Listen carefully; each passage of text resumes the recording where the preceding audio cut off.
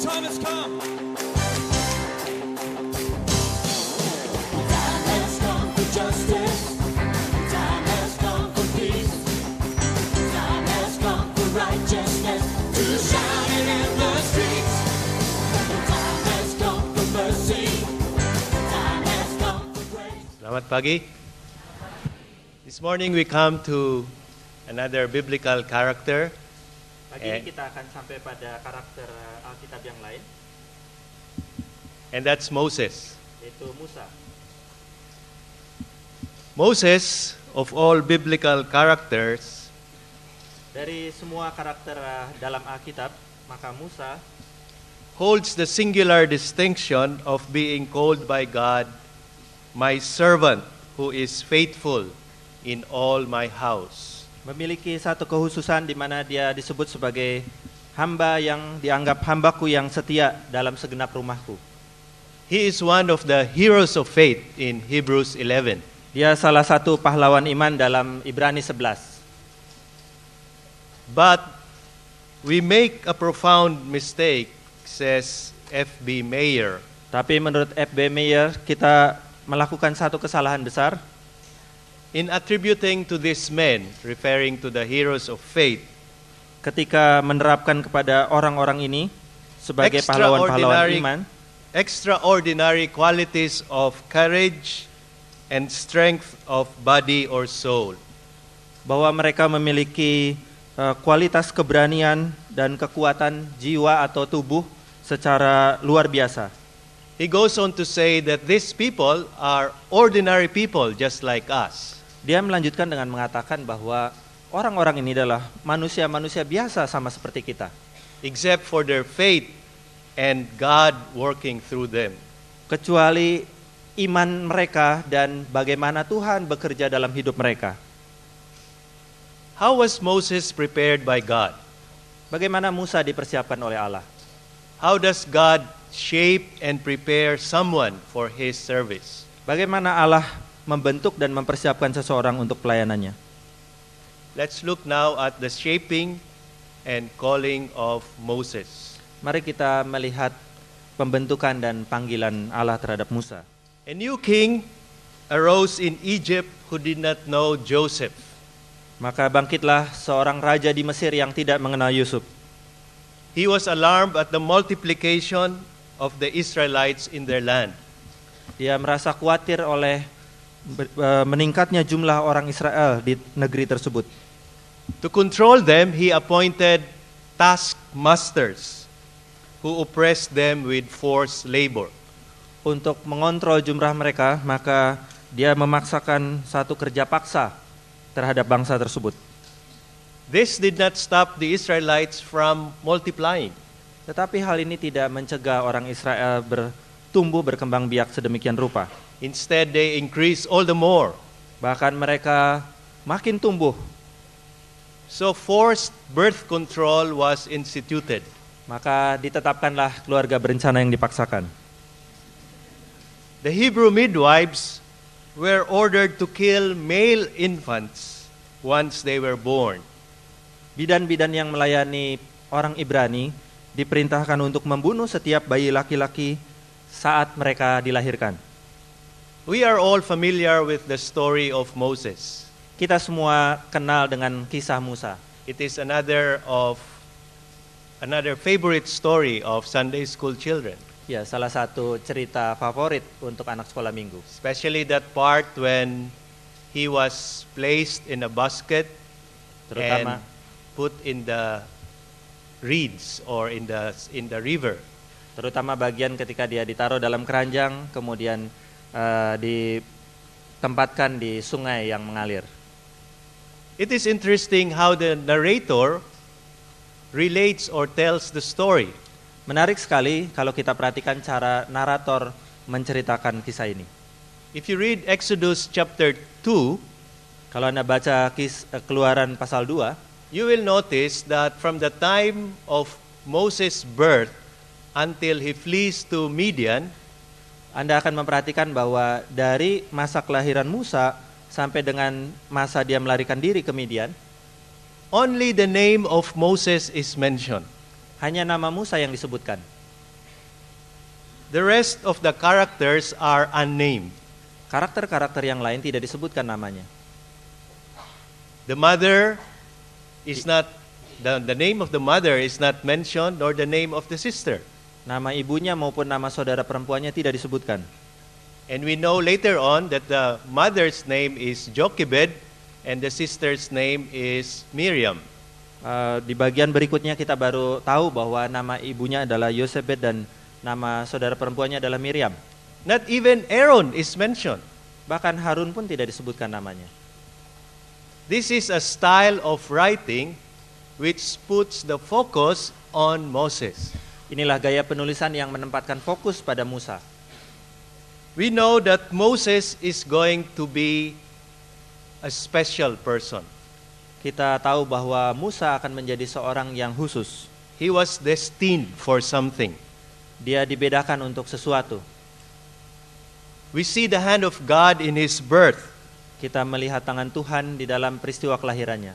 his adoption by an Egyptian princess, Dia diadopsi oleh putri Firaun and his subsequent escape to Midian. dan pelariannya ke Midian. God is obviously preparing him for something. Tampak jelas bahwa Allah mempersiapkan dia untuk sesuatu. So after Moses was placed by his mother in a basket and left in the Nile River, Jadi sesudah Musa ditempatkan dalam keranjang oleh ibunya dan dibiarkan hanyut di sungai Nil, an Egyptian princess, or at least the attendants of the Egyptian princess, found him. pembantu dari putri Mesir, para pembantu putri Mesir menemukan dia. She has pity on him and she names him Moses. Putri Firaun ini jatuh belas kasihan kepadanya dan menamakannya Musa. The name Moses reflects his double ancestry. Nama Musa ini mencerminkan nenek moyang yang ganda. The Egyptian Mase, which means child, Kata Mesir, ada kata Mesir, Mase, itu artinya anak. is Hebraicized or made into Hebrew with Moses, which means to draw out of the water. Kemudian diibranikan, diadopsi dalam bahasa Ibrani Mose, yang artinya menarik keluar dari air. One scholar suggests that the form reflects the implied prayer of his mother. Seorang ahli Alkitab menyatakan bahwa ini mungkin menyiratkan doa yang tidak terucapkan dari ibunya Musa. And this prayer is, "May the Lord draw out his people." Doa tersebut adalah kiranya Tuhan menarik umatnya keluar. And Moses is to play a major role in this deliverance. Dan dalam peristiwa ini, pembebasan ini, maka Musa akan memainkan peranan yang sentral. God is preparing this child to accomplish his plan. Allah mempersiapkan anaknya untuk menggenapi rencananya. He is going to lead Israel out of Egypt. Dia akan membawa Israel keluar dari Mesir. The first thing that we notice about Moses, besides his extraordinary circumstances of his birth, is his compassion and passion for his people. Hal lain yang bisa kita amati selain peristiwa kelahirannya yang luar biasa adalah belas kasihannya dan cintanya kepada bangsanya. Moses was raised by an adoptive Egyptian princess and was instructed in all the wisdom of the Egyptians. Musa dibesarkan dengan didikan Mesir dan memiliki hikmat yang dimiliki oleh orang-orang Mesir. In other words, he received the best education that was possible during his time. Dengan kata lain bahwa dia memiliki segala sesuatu yang terbaik yang mungkin dimiliki oleh orang Mesir pada waktu itu. Yet he has not forgotten his people. Tetapi dia tidak melupakan bangsanya. Presumably he knows that he is Hebrew and adopted. Tampaknya dia mengerti bahwa dia adalah seorang Ibrani dan dia diadopsi. So we read here that one day he visited his people. Jadi kita membaca di sini bahwa suatu hari dia mengunjungi orang sebangsanya. Tradition, and that is what we read in Acts chapter 7. The Menurut tradition says that he was 40 years old at this time. menurut tradisi yang juga kita baca dalam Kisah 7 ayat 23, pada waktu itu dia berumur 40 tahun. Moses has a deep sense of compassion and passion for his people.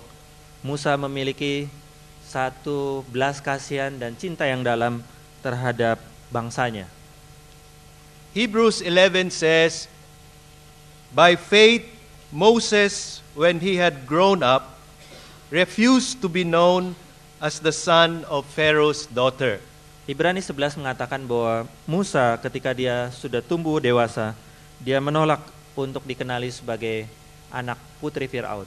He chose to be mistreated along with the people of God rather than to enjoy the pleasures of sin for a short time. Dia memilih untuk dianiaya bersama-sama dengan umat Allah daripada untuk menikmati kesenangan dosa untuk waktu yang pendek. So early on, Moses had already a deep sense of identification and commitment with his people. Jadi sejak awal Musa sudah memiliki satu identifikasi diri dengan bangsanya sebagai umat Allah. Moses also had a burning sense of justice. Musa juga memiliki satu semangat yang berkobar-kobar tentang keadilan. When an Egyptian taskmaster oppressed one of the Hebrews, he killed him.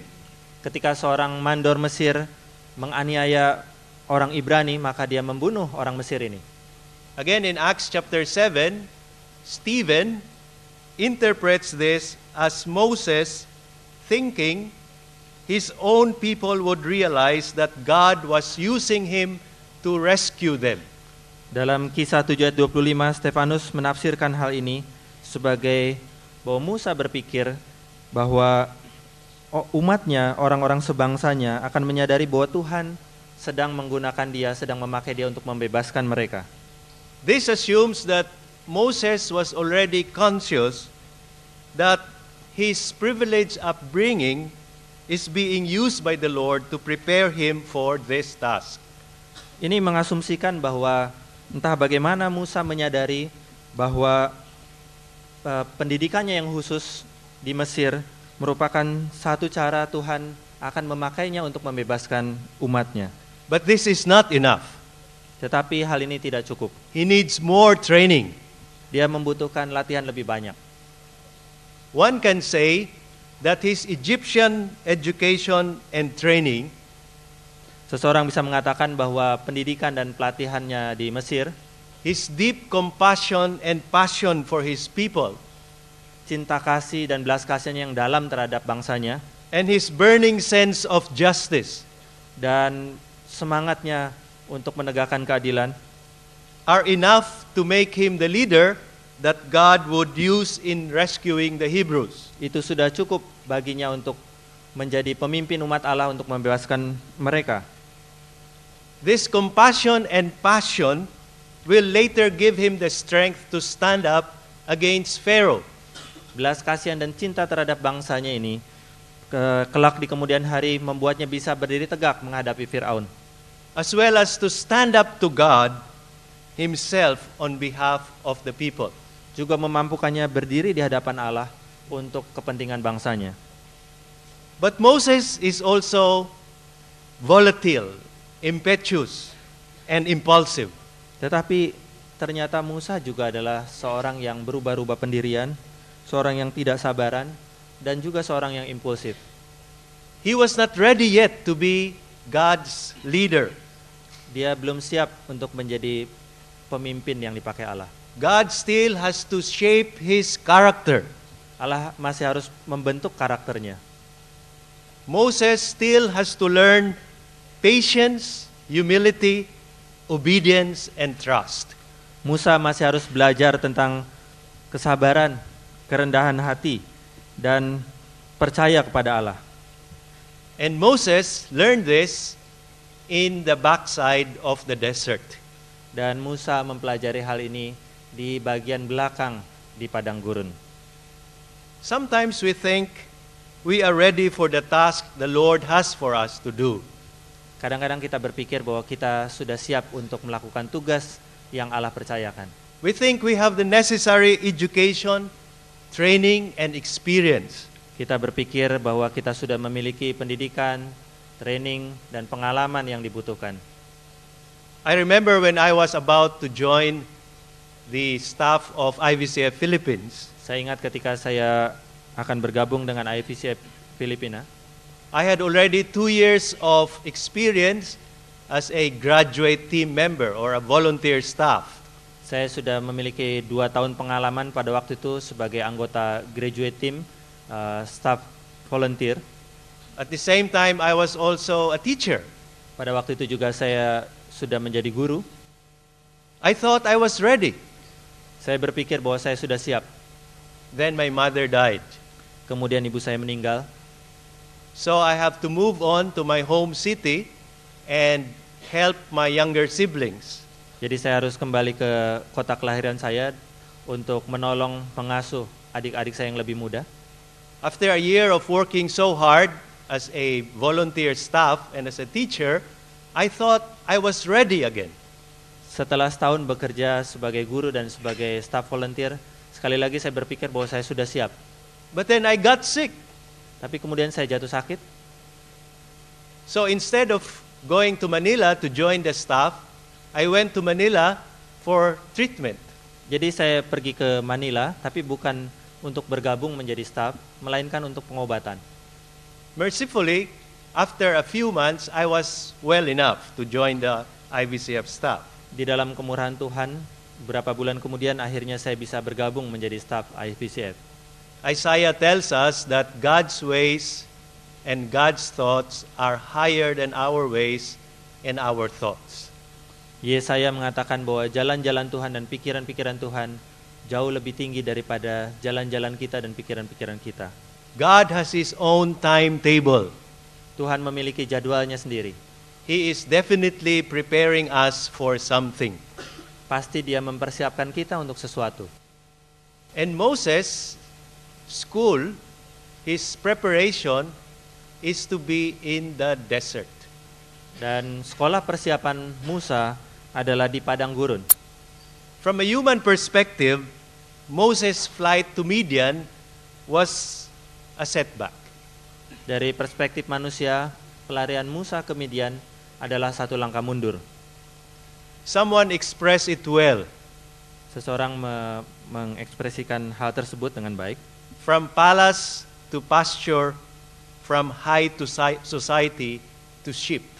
Dari istana ke padang rumput, dari masyarakat kelas atas kepada domba-domba. But from God's perspective, the desert experience is a time of learning. Tapi dari perspektif Allah, pengalaman di padang gurun ini merupakan satu kesempatan belajar yang luar biasa penting. Desert in the Bible is bound up with the nature of God. Padang gurun di dalam Alkitab itu terkait erat dengan pribadi Allah. He reveals Himself in the desert. Dia menyatakan dirinya di padang gurun. Moses, the nation of Israel, Elijah, to name a few. Di antaranya kepada Musa, kepada orang Israel, kepada Elia. They all encountered God in the desert. Mereka semua menjumpai Tuhan di padang gurun. So the desert refers both to a geographical place. Jadi padang gurun ini bisa berarti tempat geografis, as well as a symbol of the periods in the lives of God's people. tetapi juga bisa menunjuk pada periode tertentu dalam kehidupan umat Allah. Of testing and learning the ways of the Lord. Tentang bagaimana mengecap dan belajar cara-cara Tuhan, jalan-jalan Tuhan. Elijah, for example, sebagai contoh Elia, we know that Elijah also went to this same mountain that Moses went later on. kita tahu bahwa Elia juga kemudian pergi ke gunung yang sama dengan gunung yang didatangi oleh Musa. And in that mountain, in that desert, he was refreshed and renewed and received a fresh call from God. Di gunung itu, di padang gurun itu, Elia disegarkan kembali oleh satu perjumpaan dengan Tuhan. The story tells us that he encountered God. Kisah itu menceritakan bagaimana dia menjumpai Tuhan. Not in the wind, nor in the earthquake, nor in the fire, Bukan dalam angin, bukan dalam gempa bumi, bukan dalam api, but in a gentle whisper. tetapi di tengah bisikan yang lembut. So Elijah encountered God not in power, but in a gentle whisper. Jadi Elia berjumpa dengan Tuhan bukan di dalam kuasanya yang besar, tetapi di dalam bisikan yang lembut. In the New Testament, we also read that Jesus Christ was led by the Holy Spirit into the desert. Di dalam perjanjian baru kita juga membaca bagaimana Tuhan Yesus dituntun oleh Roh Kudus ke padang gurun. And there he was tempted. Dan di sana dia dicobai, And it was his time of training and preparation. dan itulah masa persiapan dan trainingnya dia. So the desert is actually God's school for training. Jadi padang gurun merupakan tempat Allah untuk melatih. Moses roamed the desert for 40 years. Musa menjelajah padang gurun selama 40 tahun. It became his graduate school. Menjadi sekolah pasca sarjana bagi Musa. And he has to learn mainly through raising a family and raising sheep. Dan dia melakukannya dengan belajar bagaimana membesarkan keluarga dan juga bagaimana membesarkan domba. There is hardly anything in the desert. Hampir tidak ada apa-apanya di padang gurun. It is a kind of emptying in our lives. Lebih mirip dengan mengosongkan diri In order for us to learn to utterly trust in God. supaya kita bisa belajar untuk mempercayai Dia, mempercayakan hidup kita kepadanya sepenuhnya. We learn to detach ourselves from dependence on created things and other people. Kita belajar untuk melepaskan diri dari ketergantungan kepada orang lain, As well as false ideas of ourselves. juga menjauhkan pikiran-pikiran yang salah tentang diri kita, In order to stand before God in nakedness and simplicity. supaya bisa berdiri di hadapan Allah dengan polos, dengan telanjang, dan dengan kesederhanaan. The desert is a place of purging and purifying. Padang gurun adalah tempat di mana kita dimurnikan, dibersihkan. In the history of the church, we learned of people who also went to the desert. Dalam sejarah gereja, kita belajar juga tentang orang-orang yang pergi ke padang gurun. They left the city and lived in the desert. Mereka meninggalkan kota besar dan tinggal di padang gurun.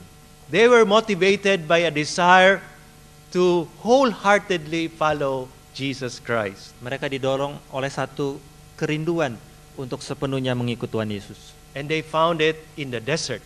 Dan mereka menemukannya di padang gurun. They were known as the desert fathers. Mereka dikenal sebagai bapak-bapak padang gurun.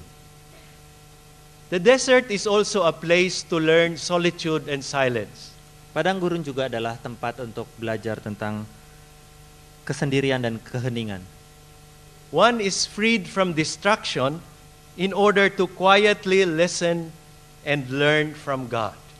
Seseorang dibebaskan dari distraksi untuk belajar mendengar di dalam keheningan dan belajar dari Allah. So the way of the desert is ultimately a way of empowerment. Jadi sesungguhnya cara padang gurun adalah cara bagaimana kita diperlengkapi dengan kuasa. A way that makes the weak strong. Satu cara di mana yang lemah dikuatkan. A way that diminishes the pervasiveness of sin and releases life. Satu cara untuk mengurangi pengaruh dosa dan satu cara untuk membebaskan hidup kita. In the desert, we begin to see things in proper perspective. Di padang gurun kita mulai belajar melihat hidup di dalam perspektif yang benar. We discern what is more or less important. Kita belajar untuk membedakan mana yang lebih penting atau mana yang kurang penting. This was the reason why God sent Moses to the desert. Ini alasan mengapa Allah mengutus Musa, mengirim Musa ke padang gurun. Of course, he was also forced to go to the desert Tentu saja ini dilakukan dengan paksaan, because after he killed the Egyptian taskmaster, it was discovered by Pharaoh. karena sesudah dia membunuh mandor Mesir itu, maka dia diketahui kasus itu oleh Firaun, And he had to run for his life. dan dia harus lari untuk menyelamatkan hidupnya. But God used the desert experience to shape his character. Tetapi Allah menggunakan pengalaman padang gurun ini untuk membentuk karakternya. As we said, it is in the desert that we learn what is more or less important. Seperti telah saya katakan bahwa di padang gurun kita belajar mengenal mana yang lebih penting dan mana yang kurang penting. When we look at the desert experience of Jesus, this is what he learned. Ketika kita belajar tentang pengalaman padang gurun Tuhan Yesus, maka inilah yang kita pelajari. In the desert where the devil tempted him, Di padang gurun ketika iblis mencobai dia, Jesus learned that man does not live by bread alone, Tuhan Yesus belajar bahwa manusia tidak hidup karena hanya roti, but also by every word of God. tetapi juga karena setiap firman yang keluar dari mulut Allah. In the desert also Jesus learned that we should worship the Lord only and serve him alone. Di padang gurun Tuhan Yesus juga belajar bahwa hanya kepada Allah kita menyembah. He also learned not to put the Lord to the test, Dia juga belajar untuk tidak mencobai Allah, not to presume on his power. tidak bermain-main dengan kuasanya. Deserts are periods of desolation and dryness common to all of us. Padang gurun adalah periode-periode ketandusan dan kekeringan yang familiar dengan hidup kita. They are essential to our spiritual growth because in it we hear the voice of God. Hal-hal tersebut, pengalaman-pengalaman tersebut merupakan hal-hal yang esensial dalam kehidupan rohani kita, karena melalui pengalaman-pengalaman tersebut kita belajar untuk mendengar suara Tuhan lebih jelas. In the solitude and silence of the desert, Dalam kesendirian dan keheningan di padang gurun, we may freely listen to God, shut off from the noise of the world. kita bisa sepenuhnya bebas untuk mendengar suara Tuhan karena tidak lagi mendengar kebisingan dunia. The desert experience is a necessary preparation for walking more closely with God. Pengalaman padang gurun merupakan satu persiapan yang penting untuk bisa berjalan dekat dengan Allah, And for being set free from false desires to love God more intimately. dan supaya bisa dibebaskan dari keinginan-keinginan yang keliru, supaya bisa mencintai Tuhan dengan lebih dekat lagi. Just like Moses' desert, Seperti halnya pengalaman padang gurun Musa, our own desert can become an instrument of transformation. pengalaman padang gurun kita bisa merupakan satu alat yang dipakai untuk mentransformasi hidup kita. Are you undergoing a desert experience right now? Apakah Anda mengalami pengalaman padang gurun saat ini? Are you experiencing periods of dryness and emptiness? Apakah Anda mengalami kekeringan dan kekosongan? Take heart, my brothers and sisters. Kuatkan hatimu, saudara-saudara. Expect God to reveal himself in a fresh way in this experience, Nantikan Allah untuk menyatakan diri pada masa-masa ini, or to renew or reveal his call to you. atau untuk memperbaharui atau untuk menyatakan panggilannya terhadap hidupmu. The desert for Moses is above all a place of encounter with God. Di atas segala-galanya, padang gurun merupakan tempat di mana Musa berjumpa dengan Allah. And to encounter God is to encounter our true self. Dan berjumpa dengan Allah berarti menjumpai diri kita yang sesungguhnya. The two cannot be separated. Dua hal itu tidak bisa dipisahkan. When we begin to discover our true self, we also discover the true God. Ketika kita berhasil menjumpai diri kita yang sesungguhnya, itu berarti kita juga berhasil menjumpai Allah, And vice versa. dan sebaliknya. Moses encounters God through the burning bush. Musa berjumpa dengan Allah di dalam semak belukar yang menyala. This is what we read in chapter 3 of Exodus. Ini yang kita baca dalam Keluaran pasal 3. And this reveals one important principle. Dan ini menyiratkan satu prinsip yang penting. Before we are called to do a work of God, Sebelum kita dipanggil untuk mengerjakan pekerjaan Allah, we need first to be confronted with the vision of the glory of God. kita perlu berhadapan-hadapan dengan visi tentang Allah yang mulia. Moses encountered God through the burning bush. Musa berjumpa dengan Allah dalam semak belukar yang menyala. Fire in the Bible is a symbol of God's presence. Api di dalam Alkitab adalah simbol dari kehadiran Allah. In Hebrews chapter 12 verse 20, Dalam Ibrani 12 ayat 20, God is described as a consuming fire.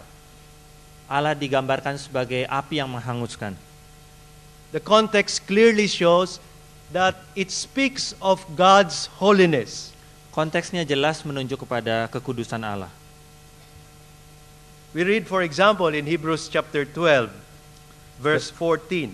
Sebagai contoh dalam Ibrani 12 ayat 14, It says, "Make every effort to live in peace with all men and to be holy. Without holiness, no one will see the Lord." berusahalah sedapat mungkin, Ibrani 12 ayat 14, berusahalah hidup damai dengan semua orang dan kejarlah kekudusan, sebab tanpa kekudusan tidak seorang pun akan melihat Tuhan. Verse 18. Ayat 18, You have not come to a mountain that can be touched and that is burning with fire, to darkness, gloom, and storm, to a trumpet blast, or to such a voice speaking words, that those who heard it begged that no further word be spoken to them, because they could not bear what was commanded. ayat 18, sebab kamu tidak datang kepada gunung yang dapat disentuh, dan api yang menyala-nyala, kepada kekelaman, kegelapan, dan angin badai, kepada bunyi sangkakala dan bunyi suara yang membuat mereka yang mendengarnya memohon, supaya jangan lagi berbicara kepada mereka, sebab mereka tidak tahan mendengar perintah ini. Moses realized this when he was commanded to remove his sandals, Musa menyadari hal ini ketika dia diperintahkan untuk melepaskan kasutnya, because God says, "You are on holy ground." karena Tuhan menyatakan bahwa dia berdiri di tempat yang kudus, di tanah yang kudus. This vision of God's purity and glory was to be the mainspring of Moses' ministry. Visi tentang kekudusan Allah dan kemuliaan Allah inilah yang kemudian akan menjadi pendorong utama dalam pelayanannya. This is what will sustain him in his mission, Inilah yang akan menopang dia dalam misinya selanjutnya. and not just a compassionate defense of the oppressed, no matter how good it is. Bukan hanya belas kasihan untuk membela orang-orang yang tertindas, meskipun seberapapun itu baiknya. Hebrews 11 says again, "By faith he left Egypt, not fearing the king's anger. He persevered because he saw him who is invisible." Ibrani mengatakan bahwa dengan iman dia meninggalkan Mesir, tidak takut kepada amarah raja. Dia bertahan karena dia memandang kepada dia yang tidak kelihatan. In Daniel chapter 11 verse 32, we read, "The people who know their God will display strength and take action." Dalam Daniel 11 ayat 32 kita membaca bahwa umatnya yang mengenal Allah mereka akan menunjukkan kekuatan dan akan bertindak. It was this encounter with God that Moses know the heart of God. Perjumpaan dengan Allah inilah yang membuat Musa bisa mengenal hati Allah. So Moses had to have this vision of the glory and the purity of God. Jadi Musa perlu memiliki visi ini tentang kekudusan dan kemuliaan Allah. What is your vision of God? Apa visi Anda tentang Allah? Have you been impressed lately about His greatness and His glory? Apakah dalam waktu-waktu terakhir ini Anda mengalami kembali dibuat terkesan oleh kebesaran Allah? Remember that one important principle, Ingat bahwa satu prinsip yang penting, that before God can call you to His work, bahwa sebelum Allah memanggil Anda untuk tugasnya, you need to encounter Him in His glory and holiness. Anda perlu berjumpa dengan Allah di dalam kekudusan dan kemuliaannya. The second thing that God learns of God in the desert is that God cares. Hal kedua yang bisa dipelajari di padang gurun adalah tentang Allah yang memperhatikan. In Exodus chapter 2, verses 25, Dalam Keluaran 2 ayat 25, 24 to 25, ayat 24-25, we read here, during the long period, the king of Egypt died. The Israelites groaned in their slavery and cried out, and their cry for help because of their slavery went up to God. God heard their groaning, and He remembered His covenant with Abraham, with Isaac, and with Jacob. So God looked on the Israelites and was concerned about them. dari ayat 23 ya. Lama sesudah itu matilah Raja Mesir, tetapi orang Israel masih mengeluh karena perbudakan dan mereka berseru-seru, sehingga teriak mereka minta tolong karena perbudakan itu sampai kepada Allah. Allah mendengar mereka mengerang, lalu Ia mengingat kepada perjanjiannya dengan Abraham, Ishak dan Yakub.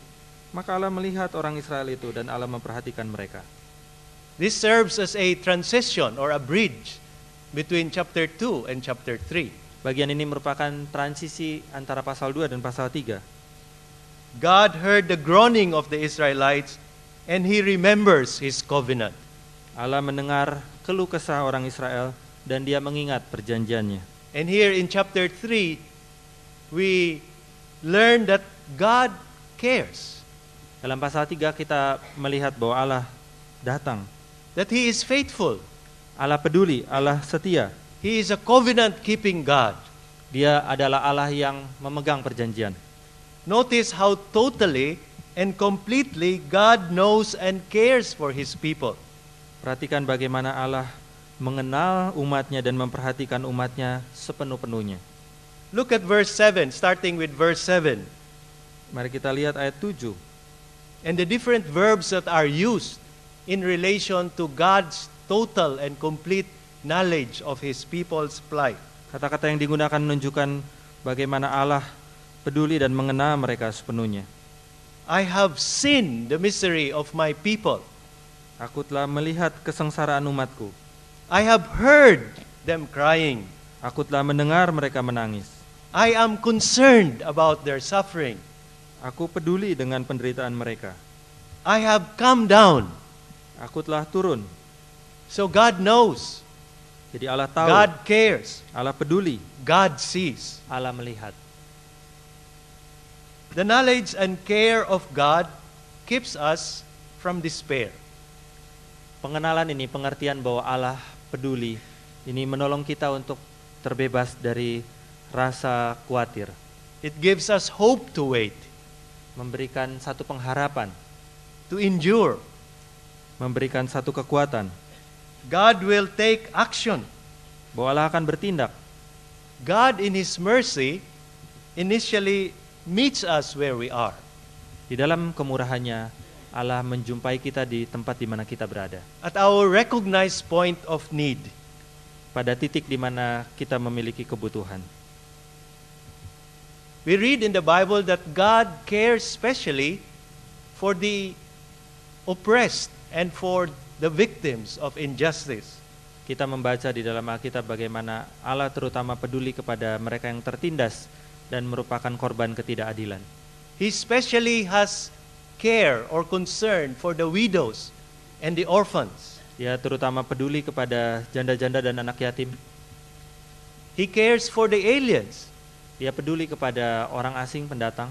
That is why in Deuteronomy chapter 10 we read, Itu sebabnya di dalam Ulangan pasal 10 kita membaca that God specially cares for the widows and the fatherless. bahwa secara khusus Allah peduli kepada janda-janda dan anak-anak yatim. He cares for the aliens. Dia peduli kepada orang pendatang. That is why he told Israel that they should remember that they were aliens also in Egypt. Itu sebabnya ia mengingatkan kepada orang Israel bahwa dulu pernah mereka menjadi pendatang di Mesir.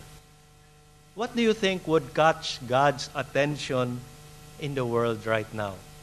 Apa yang menurut Anda bisa menangkap perhatian Allah di dunia ini saat ini? The victims of calamities, Apakah korban bencana, earthquake, tsunamis, ya, gempa bumi, tsunami, victims of sectarian violence, korban dari kekerasan sektarian, the poor and oppressed, orang miskin dan orang tertindas, victims of injustice? korban ketidakadilan? I learned here that you have a program called Perkantas Care, Saya perhatikan bahwa Anda punya program yang disebut Perkantas Care, and I'd like to commend you for that. dan saya ingin memuji Anda untuk hal tersebut. I think it is only as we get involved with the needs of this world that we share the heart of God.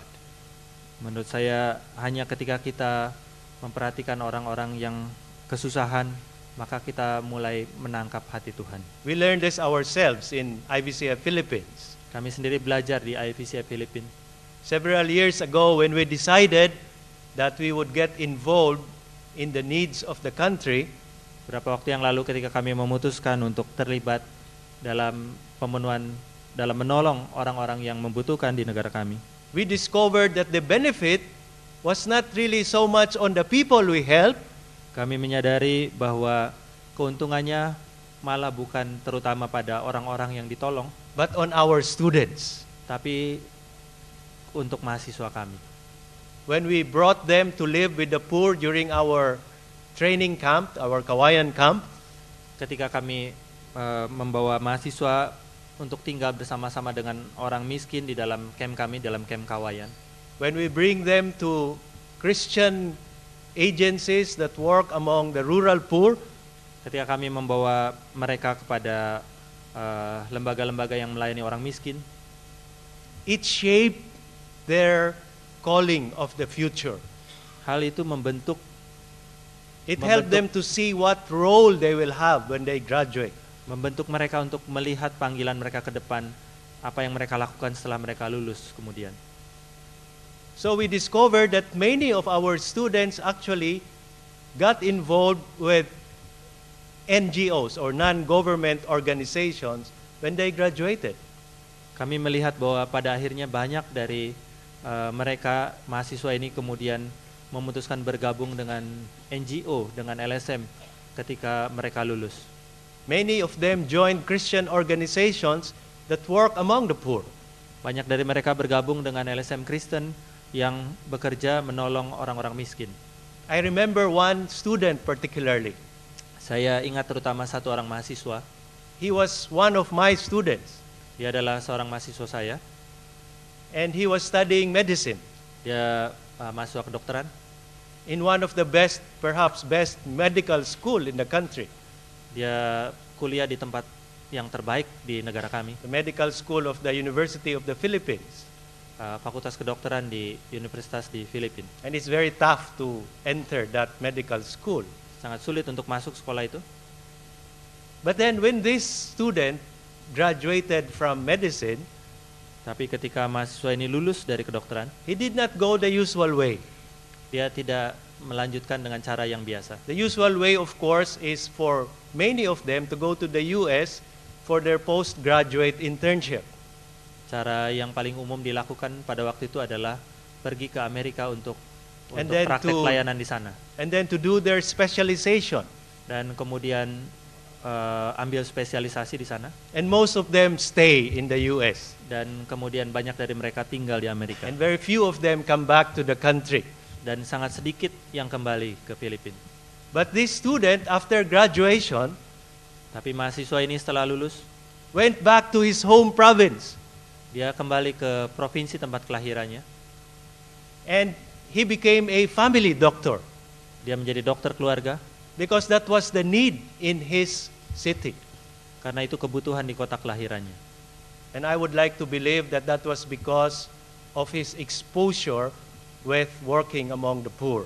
Dan saya yakin itu adalah disebabkan oleh pengalamannya berada bersama-sama dengan orang-orang miskin. God heard the cry and the groanings of Israel. Allah mendengar keluhan dan erangan orang Israel. He knows when his people are suffering. Dia tahu ketika umatnya menderita. That is why he raised Moses to lead his people out of this suffering. Itulah sebabnya dia membangkitkan Musa untuk membebaskan umatnya dari penderitaan. Moses was called to be part of the remedy. Musa dipanggil untuk menjadi bagian dari penyembuhan. Where is God calling you? Di manakah Allah memanggil Anda? What is God calling you to do? Apakah panggilan Allah bagi Anda untuk dikerjakan? How might you be part of God's remedy? Bagaimanakah Anda bisa menjadi bagian dari penyembuhan yang sedang dilakukan oleh Allah? The third thing that Moses know about God in this burning bush incident is the name of God. Hal ketiga yang dialami oleh Musa dalam perjumpaan di semak belukar yang menyala ini adalah pengenalan tentang siapa Allah. So when Moses asked, what will be the name of this God who will lead us out of Egypt? Jadi ketika Musa ditanya, siapakah Allah ini yang memimpin keluar dari Mesir? And this is God's reply in verse 14. Dan inilah jawaban Tuhan di ayat 14. I am who I am. This is what you are to say to the Israelites. I am has sent me to you. Aku adalah aku. Beginilah kau katakan kepada orang Israel itu. Akulah aku, telah mengutus aku kepadamu. I am or I will be in the Hebrew is actually a word play with the word Yahweh. Aku adalah aku atau aku akan menjadi adanya dalam bahasa Ibrani Ehye adalah satu permainan kata dalam bahasa Ibrani dari kata Yahweh, Yahweh. The only way to bring out this play of words in English would be to translate I, God, I, Yahweh, will be with you, or Ehye, will be with you. Satu-satunya cara untuk memperjelas ungkapan ini adalah dengan menerjemahkan akulah Allah akan menyertai kamu. So Yahweh is derived from the verb aye, Jadi Yahweh diturunkan dari kata kerja Ehye which means he causes to be, yang berarti pencipta. or he brings into existence. Pencipta sama maknanya. The one who is the one who reveals himself. Ia yang ada, ialah yang menyatakan dirinya. And his subsequent acts and words will reveal who this God is. Dan tindakan dan kata-katanya selanjutnya akan menyatakan dirinya, siapa dirinya sesungguhnya. And we always read in Exodus this refrain, God will act so that you will know that I am Yahweh. Dan kita berulang kali melihat di dalam Keluaran kalimat seperti ini, bahwa Allah akan bertindak supaya kamu mengetahui bahwa akulah Allah. God would always remind Moses and the people Allah selalu mengingatkan Musa dan umatnya that the reason he rescued them from Egypt bahwa alasan mengapa dia membebaskan umatnya dari Mesir, the reason why he displayed his great power alasan mengapa dia menunjukkan kekuatan yang besar is that they will know who Yahweh is. adalah supaya mereka bisa mengenal siapa Yahweh. They will also know that this God makes and keeps his covenant. Supaya mereka juga setia kepada perjanjian Allah. The God who sends Moses is also the God who acts. Allah yang mengutus Musa adalah juga Allah yang bertindak. So who is God to you? Siapakah Allah bagi Anda? What is he revealing in this conference of himself, about God? Apa yang ia nyatakan tentang dirinya di dalam camp ini. So Moses learned who God is. Jadi Musa belajar tentang siapa Allah. He encountered the glory and the greatness of God. Dia berjumpa dengan kemuliaan, He kebesaran learned the Allah. great name of God. Dia belajar tentang nama Allah yang besar. But in this desert also, he receives his call from God. Tetapi di padang gurun ini juga dia menerima panggilan dari Allah. And he learns that this God who calls also equips. Dan dia belajar juga bahwa Allah yang memanggil itu juga memperlengkapi. The revelation of God's name is in answer to the question of Moses. Penyataan tentang nama Allah muncul sebagai jawaban atas pertanyaan Musa, siapakah akulah? Questions which reveal his objections in a way to God's call of him. Pertanyaan-pertanyaan tersebut sebetulnya merupakan satu bentuk penolakan terhadap panggilan Allah. Moses feels inadequate for the task God is giving him. Musa merasa tidak mampu dengan tugas yang Allah berikan kepadanya. But God assures him of his presence. Tetapi Allah memberikan jaminan dengan kehadirannya. God says, I will be with you. Allah mengatakan, aku akan menyertaimu.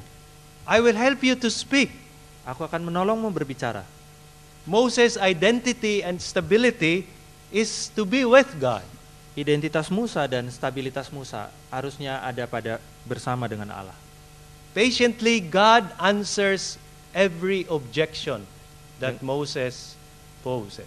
Dengan sabar, Allah menjawab setiap keberatan yang diajukan Musa. His first objection is, who am I? Keberatan yang pertama dia tanya, siapa aku? This is not really a question asking an existential question. Who am I? Ini bukan satu pertanyaan eksistensial tentang siapa aku. But this question really reflects his sense of inadequacy. Pertanyaan ini sesungguhnya lebih merupakan ungkapan dari rasa tidak mampu, His sense of unworthiness. rasa tidak layak, Or it even reveals his unbelief. atau mungkin juga merupakan ungkapan dari ketidakpercayaannya. Somebody said that Moses was like Elijah. Ada orang yang mengatakan bahwa Musa mirip dengan Elia. He is a picture of a man who has had a nervous breakdown. Dia gambaran orang yang mengalami nervous breakdown And is now unwilling to work for God. dan dia tidak mau bekerja untuk Tuhan. His experience in Egypt, I think, traumatized him. Pengalamannya di Mesir membawa trauma baginya. That is why he has this deep crisis of identity. Itulah sebabnya dia mengalami satu krisis identitas yang dalam. But Moses' objection was not only in relation to his identity. Tapi keberatan Musa bukan hanya berkaitan dengan identitasnya. But he also asked, who is this God? What is his name? Tapi dia juga bertanya, siapa Allah ini? Siapa namanya? People will have to ask him, what new revelation did you receive from God? Orang akan bertanya, ada wahyu yang baru seperti apa yang diterima dari Allah? This implies that Moses doubted whether the people will believe him. Ini menyiratkan bahwa Musa ragu-ragu, bahwa Musa meragukan bahwa orang-orang akan percaya kepadanya. That is why one of his other objections also is that the Israelites will not believe me or listen to me. Itu sebabnya salah satu keberatannya adalah bahwa dia pikir orang Israel tidak akan percaya kepadanya. Perhaps Moses was thinking he was old. Mungkin Musa berpikir bahwa dia tua, sudah tua. By this time he was about 80 years old. So in Exodus chapter 4, Jadi dalam Keluaran pasal 4, God asked him, what is that in your hand? kemudian Allah bertanya, apa yang ada di tanganmu? And of course it was a rod or staff. Dan itu adalah tongkat, sebuah tongkat. And so God says that your rod, you drop your rod on the ground and it became a snake.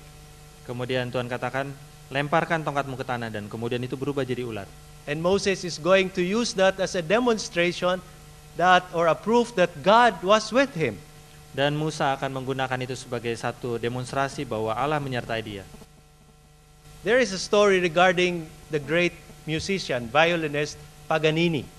Ada kisah tentang seorang pemain biola terkenal, Paganini. It was said that in one concert, Paganini broke 3 of his 4 strings.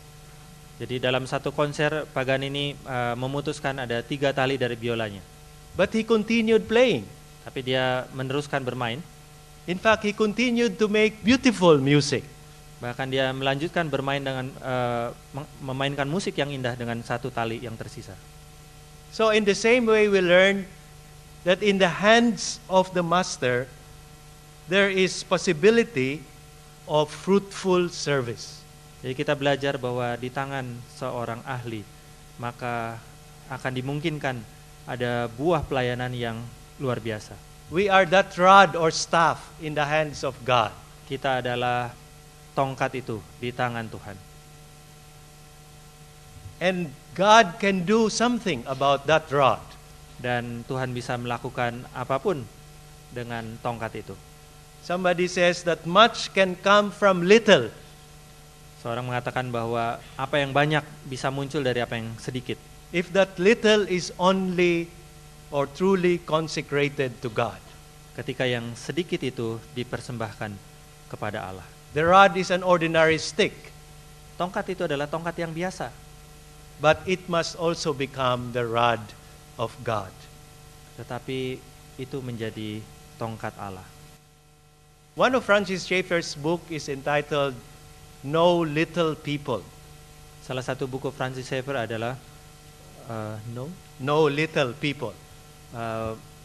Mengenal orang-orang kecil. This refers to those who feel weak or limited. Ini menunjuk kepada orang-orang yang merasa lemah dan terbatas. And he says that though we are limited and weak in talent, Dia mengatakan meskipun kita merasa lemah dan terbatas dalam talenta kita, weak in physical energy and psychological strength, lemah secara fisik dan secara psikologis, we are not less than a stick of rod or a stick of wood. kita tidak lebih lemah dari sepotong kayu. We are more than a stick of wood. Kita lebih dari sepotong kayu. And in the hands of the master, Dan di tangan sang ahli, he can use us, dia bisa menggunakan kita. no matter how inadequate or unworthy we feel. Bagaimanapun kita merasa tidak mampu atau tidak berdaya. But Moses still has his objections. Tapi Musa masih mengajukan keberatan yang lain. He says, I am not eloquent. Dia katakan, saya tidak pandai bicara. I do not speak well. Saya tidak pandai berbicara. And God has to patiently deal with him also. Dan Allah harus menghadapinya dengan sabar juga. God tells him who makes a person speak or who makes a person use his faculties. Allah mengatakan, siapa yang membuat manusia berbicara? And God says he is the source and the source of gifts, and he bestows the strength. He bestows the kind of gift that we would need. Allah mengatakan bahwa dialah sumber dari segala karunia. Dia akan menganugerahkannya. The abilities and the gifts will be given by God. Kemampuan dan talenta akan diberikan oleh Allah. He tells Moses, I will help you to speak. Dia katakan kepada Musa, aku akan menolongmu berbicara. But again, we see that Moses had doubts about himself. Tapi sekali lagi kita melihat bahwa Musa meragukan dirinya sendiri. At the root of his objection really is unbelief. Dan akar dari keberatan-keberatannya sesungguhnya adalah ketidakpercayaannya. It is no longer a sense of unworthiness. Bukan lagi satu rasa tidak layak. And so God became angry with him. Maka kemudian Allah menjadi marah kepadanya. But it did not prevent God from using him. Tapi ini tidak mencegah Allah untuk memakainya. And so he appointed Aaron to be his spokesman. Jadi dia menunjuk Harun sebagai juru bicaranya. which turned out later to be a problem really. Yang kemudian kita tahu bahwa ini akan menjadi sumber masalah di kemudian hari. So sometimes our unbelief can cause problems. Jadi kadang-kadang ketidakpercayaan kita kemudian akan menyebabkan timbulnya masalah. Yet in spite of that, God still uses us. Tapi sekalipun demikian Allah tetap memakai kita. What is God calling you to do? Apakah panggilan Allah untuk Anda kerjakan? Who are the people crying out for help today? Siapakah orang-orang yang berseru-seru minta tolong pada hari ini? What are the needs that would catch God's attention? Apakah kebutuhan yang menarik perhatian Allah? How can we show that God cares? Bagaimanakah kita bisa menunjukkan bahwa Allah peduli? How can we show to people that He loves them? Bagaimanakah kita dapat menunjukkan kepada manusia, pada orang-orang, bahwa Allah mengasihi mereka? How can you be an instrument in the hands of God? Bagaimanakah kita bisa menjadi alat di tangan Tuhan? How can you participate in His work? Bagaimanakah Anda bisa ambil bagian dalam pekerjaannya? How is He preparing you? Bagaimanakah Dia sedang mempersiapkan Anda saat ini? Is He bringing you into the school of the desert? Apakah Dia sedang membawa Anda ke sekolah padang gurun? Like Moses, what objections do you have? Seperti halnya Musa, apakah keberatan-keberatan yang Anda miliki? What aspects of God's character do you need to experience? Aspek-aspek karakter Allah yang manakah yang perlu Anda alami? How can you encounter God afresh? Bagaimanakah Anda bisa berjumpa dengan Allah sekali lagi? Like Moses, how do you get a vision of the holiness and the greatness of God? Seperti halnya Musa, bagaimanakah Anda bisa mendapatkan visi tentang Allah yang kudus dan Allah yang mulia? Do you know by experience personally who this God is in your life? Apakah Anda mengenal secara personal siapa Allah ini dalam pengalaman hidup Anda? How can you experience Him in a fresh way? Bagaimanakah Anda bisa mengalami Dia di dalam peristiwa yang nyata? I hope this conference will provide that means. Saya berharap bahwa camp ini akan menyediakan kesempatan tersebut. I hope that in this conference you will gain a fresh vision of God. Saya berharap bahwa di dalam camp ini Anda akan mengalami visi tentang Allah. I hope that you will encounter God. Saya berharap bahwa Anda akan berjumpa dengan Allah. I hope that you will encounter Him in His greatness and in His power.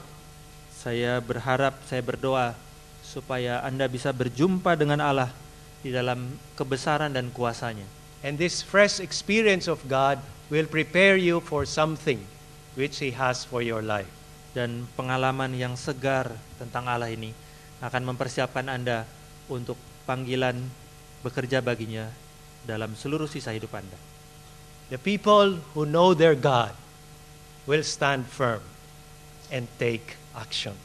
Orang yang mengenal Allah akan berdiri teguh dan akan bertindak.